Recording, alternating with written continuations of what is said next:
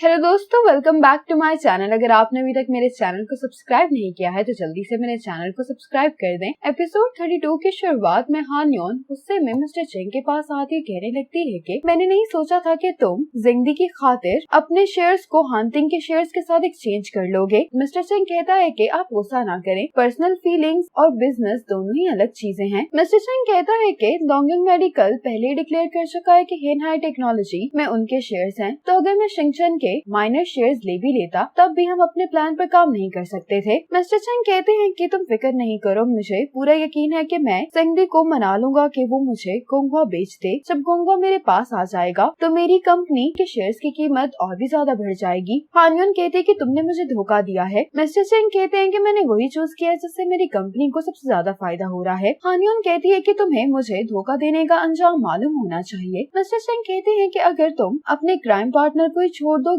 तो मैं तुम्हें यकीन से ये बात कह रहा हूँ कि हांतिंग को तुम्हें डोंगिंग मेडिकल से निकालने में ज्यादा वक्त नहीं लगेगा। हान योन कहती है कि ठीक है, मैं भी देखना चाहती हूँ कि आखिर तुम क्या कर सकते हो, लेकिन मेरी एक बात याद रखो कि अगर तुमने मुझे दोबारा धोखा देने की कोशिश की तो तुम्हारे साथ अच्छा नहीं होगा। अब हान योन हांतिंग के पास आकर इसको कंग्रेचुलेशंस कह रही होती है और कहने लगती है कि तुमने अपना वादा वक्त से पहले पूरा कर दिया है। हांतिंग हान योन से कहता है कि तुम काफी टाइम से मिस्टर चेंग के साथ काम कर रही हो। हान योन कहती है कि तुम ऐसा इल्जाम बगैर सबूत के नहीं लगा सकते। हान योन सबूत की बात करती है तो हांतिंग इसको इसके और मिस्टर चेंग की तस्वीरें दिखा देता है। ये देखकर तो हान योन परेशान हो जाती है। हांतिंग कहता है कि इमेजिन करो कि अगर मैंने बोर्ड के डायरेक्टर्स या ग्रैंडपा को ये तस्वीरें दिखा दी होती तो क्या होता। हांतिंग कहता है कि मैं कंपनी में तुम्हारी ओपोजिशन को बर्दाश्त कर सकता हूँ, लेकिन तुम कंपेटिटर्स के साथ मिलकर अपनी कंपनी के सीक्रेट बेच रही हो, इस बात को मैं नजरअंदाज नहीं कर सकता। हांतिंग इससे कहता है कि तुम ऐसा करने का सोच भी कैसे सकते, क्या तुम ये बात भूल गई हो कि तुम डोंगिंग मेडिकल की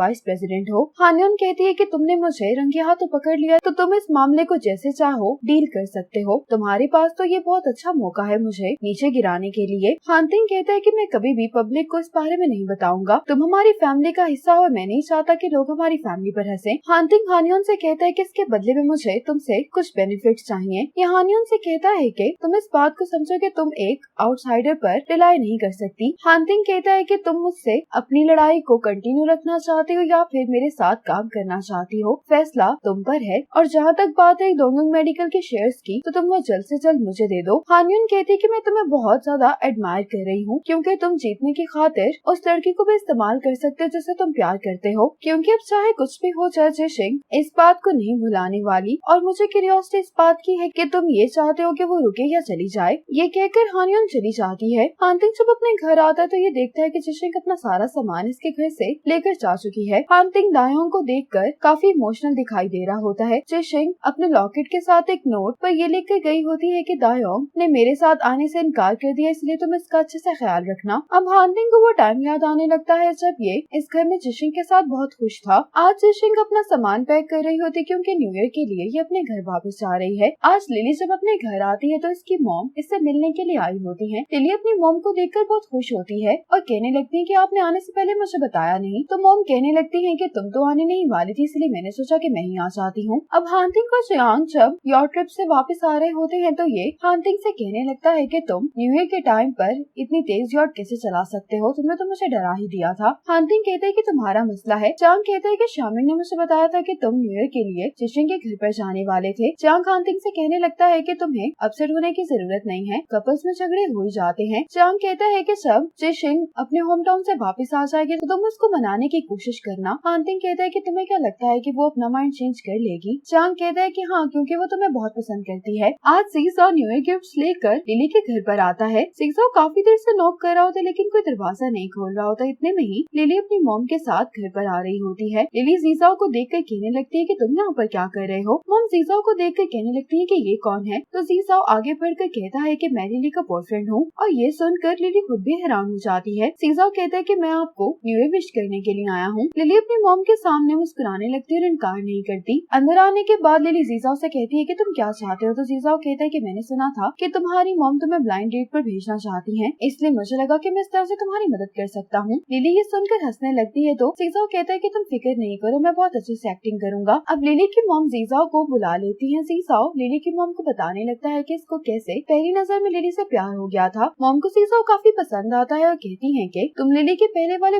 गर्लफ्रेंड से काफी बेहतर हो। अब ये तीनों एक साथ बैठ के डम्पलिंग्स खाने लगते हैं और जीजा तो लिली की मॉम के साथ कुछ ज्यादा ही फ्रेंडली हो गया होता है। दूसरी तरफ जिशिंग जब अपने घर पहुंचती है तो उसकी मॉम पूछती है कि हानतिंग कहाँ पर है। जिशिंग कहती है कि कुछ फैमिली इश्यूज की वजह से वो नहीं आ सकता। जिशिंग के डैड मॉम से कहने लगते हैं कि जिशिंग का मूड अच्छा नहीं लग रहा और हानतिंग भी न्यू ईयर के लिए नहीं आया। मॉम डैड ये बात गेस कर चुके होते हैं कि कुछ तो गड़बड़ है। हानतिंग अपने ग्रैंडपा से मिलने के लिए आया होता है। ग्रैंडपा कहते हैं कि मेरा गेस बिल्कुल ठीक था, अगर तुम लोगों का ये झगड़ा खत्म भी हो जाता है तो जल्दी या बाद में तुम दोनों का ब्रेकअप ही होना है। हानतिंग अपने ग्रैंडपा से कहता है कि मेरा और जिशिंग का अभी ब्रेकअप नहीं हुआ। ग्रैंडपा कहते हैं कि तुम अभी भी एडमिट करने के लिए तैयार नहीं हो। हानतिंग कहते हैं कि जरूरी नहीं है कि जो लिखा जाए उस पर स्टैम्प भी लगे। ग्रैंडपा कहते हैं कि ठीक है, मैं इंतजार कर लूंगा। ग्रैंडपा कहते हैं कि ठीक है, फिर मैं देखना चाहता हूँ कि तुम उसको मना पाते हो या नहीं। ग्रैंडपा ने हानतिंग और जिशिंग के लिए पेपर पर ऑपोजिट पोल्स लिखा होता है। अब डिनर के दौरान जिशिंग के पेरेंट्स इसका मूड ठीक करने की कोशिश कर रहे होते हैं। इतने में यहाँ पर फायरवर्क्स शुरू हो जाते हैं, जिसको देखकर जिशिंग फिर से थोड़ी सी उदास हो जाती है। जिशिंग अपने पेरेंट्स से कहने लगती है कि मॉम, मैं फायरवर्क्स देखने के लिए बाहर जाना चाहती हूँ। इसके पेरेंट्स भी कहते हैं कि हम तुम्हारे साथ चलेंगे, लेकिन जिशिंग कहती है कि मैं अकेले जाना चाहती हूँ। अब जियांग अपनी मॉम के साथ फायर क्रैकर्स चलाकर बहुत खुश हो रहा होता है। इतने में हानतिंग मिस हान को गुड बाय कहकर यहाँ से जाने लगता है। तो मिस हान कहती है कि तुम इतनी रात को कहाँ पर जा रहे हो। हानतिंग कहता है कि मैं थक गया हूँ, इसलिए मैं जाना चाहता हूँ। ये कहकर हानतिंग चला जाता है। अब मिस हान देखती है कि श्यामिंग ने इनको न्यू ईयर विश किया होता है। ये देखकर मिस हान बहुत खुश हो जाती है और इसको थैंक्स करने लगती है। ये देखते जियांग चेक करता है कि कहीं श्यामिंग ने इसको तो कोई मैसेज नहीं किया। जियांग अपना फोन देकर कहने लगता है कि इसने मुझे तो न्यू ईयर विश नहीं किया। तो मॉम कहने लगती है कि वो जानती है कि घर का बॉस कौन है। मॉम कहती है कि मैं देखने के लिए चाह रही हूँ कि डम्पलिंग्स तैयार हुए हैं या नहीं। मॉम के साथ ही जियांग श्यामिंग को मैसेज करके कहने लगता है कि तुमने सिर्फ मॉम को ही न्यू ईयर विश किया है, क्या तुम्हें मेरा ख्याल नहीं आया। श्यामिंग कहती है कि आंटी ज्यादा इम्पोर्टेंट है। ये कहने के बाद श्यामिंग इसको न्यू ईयर विश कर देती है। अब जिशिंग डिनर करने के बाद फायरवर्क्स देखने के लिए बाहर आ जाती है। इन फायरवर्क्स को देखकर जिशिंग को याद आता है कि लास्ट फायरवर्क्स उसने हानतिंग के साथ देखे थे। दूसरी तरफ हानतिंग भी जिशिंग को मिस कर रहा होता है। अब हानतिंग से मिलने के लिए शाओ आ जाता है। शाओ कहता है कि मैं तुम्हें न्यू ईयर पर कंपनी देने के लिए आया हूँ। शाओ दरवाजा बंद करता है, लेकिन दरवाजा पूरी तरह से बंद नहीं हुआ होता। हानतिंग शाओ से कहता है कि तुम न्यू ईयर पर बेबी के साथ क्यों नहीं हो। शाओ कहता है कि बेबी मेरे पेरेंट्स के साथ न्यू ईयर के लिए अब्रॉड गई है। शाओ हानतिंग से कहने लगता है कि मुझे ये सोचकर बहुत बुरा लग रहा है कि गोंगवा के सारे शेयर्स शिंगचन के शेयर्स लेने में जाया हो गए हैं। हानतिंग कहता है कि ऐसा करने से कोई फायदा ये हुआ कि हानियोन को ये दिखाई दे जाएगा कि हीचंग हानियोन का वेलविशर नहीं है। शाओ कहता है कि तुमने गोंगवा को ऐसे ही जाने दिया। मुझे ये सोचकर परेशानी हो रही है कि इस वजह से फ्यूचर में कौन सी मुश्किल आने वाली है। हानतिंग कहता है कि अगर तुम बुरा महसूस कर रहे हो तो अपनी वाइन पियो, मुझे परेशान मत करो। शाओ हानतिंग से कहने लगता है कि तुम परेशान नहीं हो, तुम्हारी सिचुएशन मेरे जैसी नहीं है। मैं किसी से मिलना चाहता हूँ लेकिन मिल नहीं सकता। शाओ बार बार जिशिंग और हानतिंग के बारे में बात किया जा रहा होता है, इसलिए हानतिंग इसकी बातें सुनकर बोर हो जाता है और दाहोंग को खाना खिलाने के लिए उठता है। हानतिंग को दाहोंग कहीं पर भी दिखाई नहीं दे रहा होता। ये इसको पूरे घर में तलाश करने लगता है। अब जैसे ही हानतिंग देखता है कि बाहर वाला दरवाजा खुला हुआ है तो ये परेशान हो जाता है, फौरन से दाहोंग को ढूंढने के लिए निकल जाता है। अब बाहर आकर शाओ और हानतिंग दाहोंग को ढूंढने की कोशिश कर रहे होते हैं। ये दोनों दाहोंग को बुलाने के लिए आवाज दे रहे होते हैं। हानतिंग को दाहोंग की आवाज सुनाई देती है तो ये शाओ को चुप करने के लिए कहता है। हानतिंग को दाहोंग दिखाई दे जाता है। ये दूसरी साइड पर फंस गया होता है। हानतिंग दाहोंग को देखकर जज्बाती हो जाता है। शाओ इसको मना भी करता है कि तुम इस तरह से ब्रिज को क्रॉस नहीं कर सकते, लेकिन हानतिंग हर चीज को इग्नोर करते हुए दाहोंग को बचाने के लिए पानी में उतर जाता है। हानतिंग जैसे ही दाहोंग को पकड़ता है तो इसको प्यार करने लगता है, क्योंकि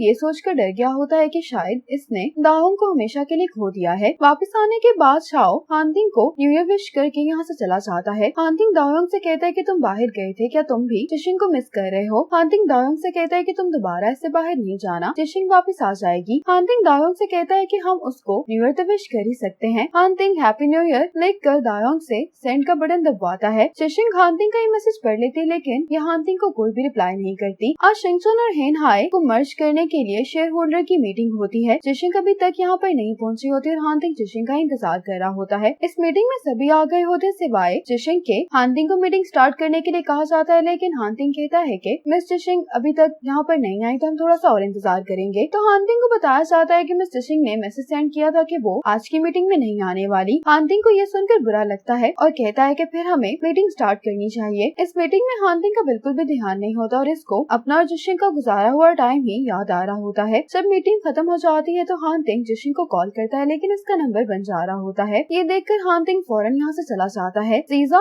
और लिली जब वापस आते हैं तो शेंगिन को बताने लगता है कि हम सब लोगों को मिस जिशिंग ने एक ईमेल भेजी है। लिली और सीसॉ इस ईमेल को पढ़ने लगते हैं जिसमें जिशिंग ने ये लिखा होता है कि जब से शिंगचन बना है तो हमने बहुत सारी मुश्किलात को मिलकर फेस किया और अगर आज शिंगचन ने अपनी जगह बनाई है तो इसमें हम सबकी मेहनत शामिल है। जिशिंग ने हर एम्प्लॉय को उसकी एफर्ट्स के लिए थैंक्स बोला होता है। ये देखकर शेंग और शिया बहुत इमोशनल हो जाते हैं क्योंकि ये लोग शिंगचन के साथ तब से थे जब शिंगचन शुरू हुआ था। इसी तरह से बाकी एम्प्लॉयज भी जिशिंग की ईमेल पढ़कर बहुत इमोशनल दिखाई दे रहे होते हैं। जिशिंग जोंग से कहती है कि मैं तुम्हारे पास अपना प्लांट छोड़कर जा रही हूँ, तुम इसकी अच्छे से टेक केयर करना। जोंग भी ये ईमेल पढ़कर इमोशनल हो गई होती है। इसी मोमेंट पर एपिसोड 32 खत्म हो जाती है।